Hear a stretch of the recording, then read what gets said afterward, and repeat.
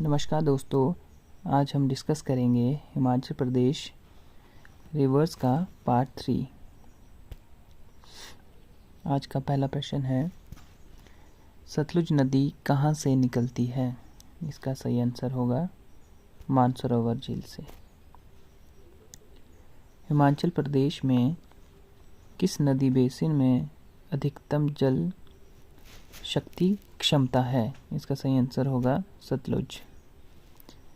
रेणुका बांध किस नदी पर प्रस्तावित है? इसका सही आंसर होगा गिरी नदी पर। अगला क्वेश्चन है, पब्बर नदी का उद्गम स्थान है? इसका सही आंसर होगा चांसल चोटी। अगला प्रश्न है, सतलुज नदी हिमाचल प्रदेश के किस जिले में सर्वप्रथम प्रवेश करती है? इसका सही आंसर होगा ऑप्शन ए किन्नौर। अगला प्रश्न है, बाणगंगा किस जिले में बहती है? इसका सही आंसर होगा कांगड़ा। चंद्रा और भागा नदियों का आपस में संगम किस स्थान पर होता है? इसका सही आंसर है तांडी। जल राशि की दृष्टि से हिमाचल प्रदेश की सबसे बड़ी नदी कौन सी है?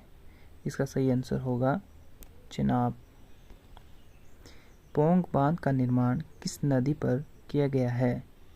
इसका सही आंसर होगा व्यास नदी। कौन सी नदी हिमाचल प्रदेश से होकर नहीं बहती है?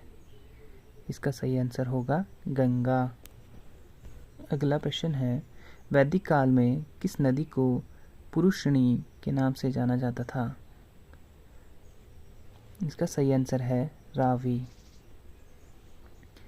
ग्लेशियर निर्मित भांदल व तंतागिरी धाराएं किस नदी का निर्माण करती हैं? इसका सही आंसर होगा रावी नदी। ब्यास नदी किस स्थान पर मैदानी भाग में प्रवेश करती है? इसका सही आंसर होगा मिर्थल। यमुना नदी का उद्गम किस राज्य में है? इसका सही आंसर होगा उत्तराखंड। व्यास नदी किस स्थान पर पूर्व से पश्चिम की ओर बहती है? इसका सही आंसर होगा इंदौरा व मिर्थल के बीच, ऑप्शन ए। कौन सी नदी हिमाचल प्रदेश से गुजरकर जम्मू कश्मीर में प्रवेश करती है? इसका सही आंसर होगा चिनाब। सुकेती किसकी सहायक नदी है? इसका सही आंसर होगा व्यास नदी। निम्नलिखित में से कौन सी नदी हिमाचल प्रदेश से होकर बहती है? इसका सही आंसर होगा व्यास नदी। अर्जिकिया किस नदी का वैदिक नाम है? इसका सही आंसर होगा व्यास नदी। हिमाचल प्रदेश को छोड़कर मिर्थल के पास कौन सी नदी मैदानों में प्रवेश करती है?